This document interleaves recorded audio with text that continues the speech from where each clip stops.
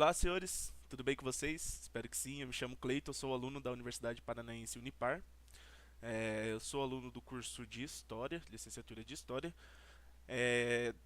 Estou fazendo aqui a minha APO da matéria de Políticas Educacionais, onde eu tenho que pegar e discernir sobre uma política pública. A política pública que eu escolhi, ela é a política de inclusão, política pública de inclusão.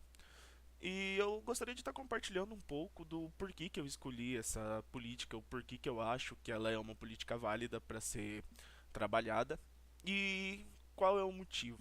Recentemente saiu um novo decreto relacionado a políticas de inclusão, que é o decreto número 12.686, de 20 de outubro de 2025, onde no primeiro artigo ele define que fica instituída a Política Nacional de Educação Especial e Inclusiva com a finalidade de garantir o direito à educação e um sistema educacional inclusivo para estudantes com deficiência, com transtorno de espectro autista e com altas habilidades ou superdotação, sem discriminação e com base na igualdade de oportunidades. A modalidade da educação especial será oferecida de maneira transversal a todos os níveis, etapas e modalidades, com vista a assegurar recursos e serviços educacionais para apoiar e suplementar o processo de escolarização. Nesse decreto, o que acontece? Ele fica instituído que o aluno que necessita de um atendimento especializado, ele tenha direito de frequentar as escolas, as redes comuns de ensino. Beleza, é ótimo isso, inclusive é um projeto que nós apoiamos. O problema é que eu convido vocês a gente estar pensando um pouco com relação às nossas escolas atualmente. Eu sou de Cascavel, Paraná, e aqui em Cascavel a gente tem um déficit muito alto com relação à nossa política de inclusão. Por quê? É, esse aluno especial que vai estar ingressando numa escola, de uma rede comum de ensino, é, ele vai ter o suporte necessário para estar ingressando nessa escola? Essa escola lá tem o preparo para acolher esse aluno? Visto que é algo novo, as nossas escolas às vezes ela não tem nem rampa de acesso para que os alunos possam, por exemplo, um aluno com uma comorbidade ali, ele consiga se locomover por dentro da própria instituição de ensino. Então, se não tem uma rampa de acesso, ela tem o material necessário, talvez um material didático em braille para os alunos com deficiência visual, ou talvez professores treinados e capacitados para que eles possam oferecer uma qualidade de ensino para os nossos alunos. Com base nisso, eu desenvolvi um mapa mental sobre educação inclusiva em ação, Cascavel, Paraná. O planejamento, primeiro, a gente aqui, ó, problema identificado. As barreiras físicas e pedagógicas dentro da nossa escola. As nossas escolas não têm preparo para isso. Não estou falando que todas, não estou generalizando, mas boa parte das nossas escolas não tem preparo para estar acolhendo esses alunos. Não tem. Elas não têm estrutura, não têm o material necessário, não têm professores capacitados, que daí é que entra no segundo problema, que é a falta de profissionais especializados e a necessidade de uma formação docente para que possa estar acolhendo esses alunos, para que possa estar trazendo um resultado melhor, um resultado esperado. O planejamento um levantamento de dados sobre quais são as necessidades desses alunos, o que eles precisam, o que pode ajudar, porque eu convido você a pensar além da instituição. Digamos que a instituição tenha um preparo para acolher esse aluno. Perfeito. E como esse aluno vai ir até a escola? Porque além de você garantir uma vaga para esse aluno numa escola de rede pública, você também deveria pensar tipo assim, em oferecer uma condição para esse aluno ir até essa escola. Então, ele tem às vezes um transporte público que vai ajudar ele na locomoção, uma van, e dentro dessa van vai ter alguém, um PAP, alguém que vai ter o treinamento, o preparo necessário para buscar esse aluno e trazer ele até a escola. Esse aluno ele vai ser bem acolhido pelos outros alunos no meio do transporte público, porque os nossos alunos de Cascavel, Não tem ônibus que passa em bairros para buscar os alunos. A maioria deles usam o transporte público. E um aluno, por exemplo, com uma deficiência visual, um aluno cadeirante, ele tem uma dificuldade de locomoção. E ele se enquadraria junto aos outros alunos em andar no transporte público? E de que maneira que ele viria? Seria facilitado para ele vir para a escola? Então são todos um levantamento que a gente tem que fazer, um planejamento para ver quais são os déficits que a gente tem e talvez pensar numa maneira ali para estar melhorando isso. Com o envolvimento da comunidade, definição de metas. A gente vai envolver a comunidade num geral, trazer para eles a situação que a gente tem, a maneira como a gente pretende lidar com isso, definir metas, às vezes avanços que a gente possa estar trabalhando em cima disso para que esses alunos tenham uma melhor acolhimento, por assim dizer, que eles tenham um preparo melhor.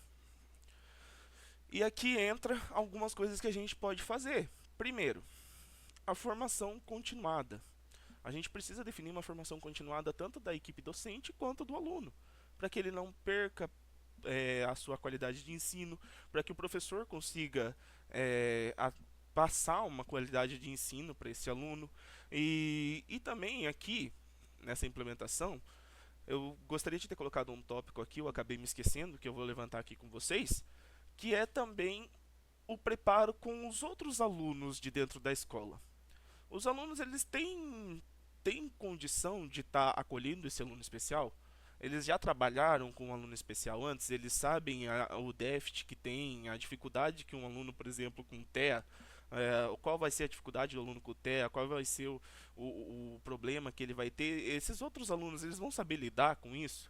Talvez a gente deveria fazer até mesmo um plano de ação dentro da escola para que a gente esteja apresentando maneiras diferentes de inclusão, maneiras para que os outros alunos se adequem também a essa abrangência nova, para que, sendo tipo assim, não tenha conflitos, não tenha problemas aonde vai ocorrer ao invés de ocorrer uma inclusão, acaba tendo uma desigualdade ali, onde os alunos vão tratar com diferença, não vão saber lidar. Então a gente tem que preparar até mesmo os nossos estudantes dentro da escola para lidar com esse aluno que precisa de um atendimento especial. E aqui entra a adequação das escolas. As escolas, elas precisam ter um preparo, ela precisa ter um material didático para isso, ela precisa ter as rampas de acesso para alunos cadeirantes, ela precisa ter toda uma adequação para que possa trabalhar com esse aluno especial dentro da escola.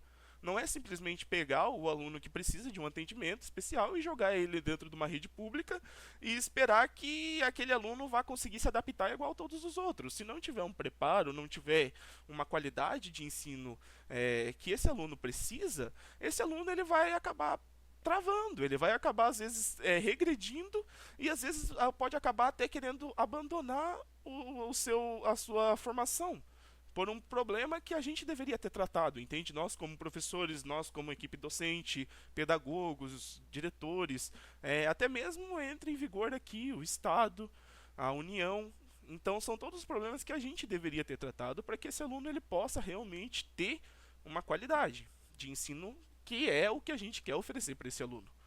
Um atendimento multiprofissional, ter PAP dentro das escolas para que possa acompanhar esse aluno, ter às vezes ali um professor para acompanhar o aluno com uma deficiência visual, entende? O monitoramento e a avaliação disso, a gente conseguiu essa implementação. Agora a gente vai ter que monitorar e avaliar para ver se está indo de acordo com o que a gente quer. Se o aluno ele está tendo o que a gente previu que ele teria. Ele está conseguindo se adaptar? Ele está tendo uma adaptação boa? Ele está conseguindo adquirir aprendizado? Ele está tendo uma frequência? Ele não está desistindo da escola? Como que ele está se sentindo com relação aos seus outros colegas? Como os outros colegas estão se sentindo com relação a ele? A revisão das nossas ações. Se for preciso a gente implementar uma nova ação ao longo desse período de adaptação, a gente vai implementar. A gente vai trazer, vai buscar e vai fazer com que esse aluno ele se sinta bem, se sinta acolhido, ele consiga adquirir o nosso objetivo, que é o aprendizado. Relatórios semestrais uma vez a toda semana a gente vai trazer relatórios para esse aluno. Vamos fazer relatórios semestrais, uma vez a cada 6 meses, envolvendo toda a comunidade, envolvendo os pais, envolvendo o PAP, que seria o professor que estaria acompanhando ele, envolvendo o professor regente da escola, como que foi o desempenho, ele está conseguindo desempenhar as atividades propostas pelo senhor? O PAP, ele está conseguindo lidar bem com esse aluno está se adaptando bem com o PAP dele, entende? Com relação aos pais, houve alguma queixa, talvez na casa, talvez no âmbito familiar desse aluno com relação à escola?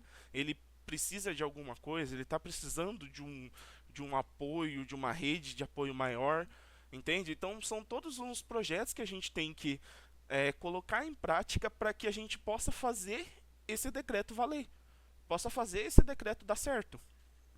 Com isso, os resultados esperados seriam uma inclusão efetiva e equitativa, onde esse aluno ele vai ter realmente um avanço no seu aprendizado, ele vai conseguir manter um nível de aprendizado, vai se sentir acolhido, vai se sentir bem de estar ali naquele âmbito, naquele ambiente.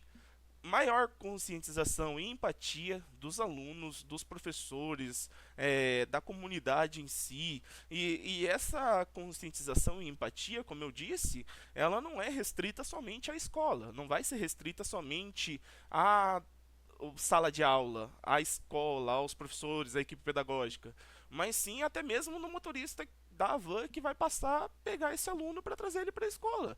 Esse aluno, esse motorista dessa van, ele vai ter que ter ali dentro do seu âmbito que aquele aluno ali ele precisa de um atendimento, ele precisa de uma ajuda, ele vai ter paciência, vai esperar o aluno às vezes com um TEA que tem um problema maior de adaptação, vai esperar esse aluno se sentar antes de sair com a van, para que o aluno não se sinta numa situação de risco. Então vai ter que ter todo um apoio em volta desse aluno, não só mesmo dentro da escola, mas sim com aquilo que eu falei, de criar uma condição para que esse aluno ele esteja frequentando a escola. Não somente jogar ele lá dentro da escola e tá tudo bem. E vamos ter que criar uma condição para esse aluno, para ele estar ali frequentando essa escola. Melhoria na aprendizagem dos estudantes que precisam, dos estudantes especiais que estão ali, melhorar o aprendizado deles, porque, como eu disse, a gente não busca isolar esse aluno, a gente não busca que ele seja separado dos outros, inclusive a ideia de trazer eles para dentro de uma rede comum de ensino, para que ele se sinta incluído na sociedade, para que ele se sinta parte daquilo dali, é perfeito, perfeito. Inclusive, se a gente conseguir com que mesmo com as dificuldades dele, ele tenha uma melhoria na aprendizagem e um avanço junto com os outros alunos, isso vai ser perfeito, vai ser perfeito. A gente vai ter ali um aluno que vai ter uma deficiência, vai ter um problema de aprendizado, mas que mesmo com esse problema ele vai conseguir manter o outro nível, o mesmo nível do que os outros alunos, ou até mesmo um nível até maior. Claro, o método de avaliação para esses alunos vai ser totalmente diferente. A gente não pode cobrar desse aluno que ele responda um questionário de 20 questões. Talvez a gente até consiga uma ou outras questões ali, só que a maneira como vai ser feita essa avaliação tem que ser totalmente diferente. Não vai ser uma maneira de avaliação igual àquele aluno que tem notas superiores à média, que responde questionários intensos, que já está estudando para o Enem, que já está enganjado numa educação superior, talvez procurando um curso de nível superior. Claro que ele não vai ter o mesmo nível de avaliação. A gente vai ter que pensar avaliações diferentes. Mas essa melhoria na aprendizagem desses estudantes é o que a gente almeja. É que esse aluno se sinta incluído, que ele se sinta parte daquilo, que ele consiga avançar junto com os demais estudantes da rede comum, para que no futuro ele possa talvez até mesmo fazendo a sua formação de nível superior, se enganjando no mercado de trabalho. Já com essa inclusão vai ajudar muito quando ele começar a trabalhar, porque ele já vai estar naquele convívio. Então, tudo isso vai facilitar muito para esse aluno. Bom, acho que já deve estar dando tempo. Gostaria de estar finalizando aqui com essa ideia da educação inclusiva, né? E eu trouxe aqui vários pontos para serem analisados, para verem como a gente pode estar trabalhando isso e como realmente a gente pode fazer isso dar certo. E claro, são pontos que ao longo do tempo vão ter que ser trabalhados. Se precisar de novas ações, vai ter que ser feitas novas ações, vai ter que ser feito algumas mudanças. Mas é isso. No mais, o meu conteúdo seria isso. Finalizo aqui o meu vídeo. Muito obrigado a todos por terem me acompanhado. E é isso.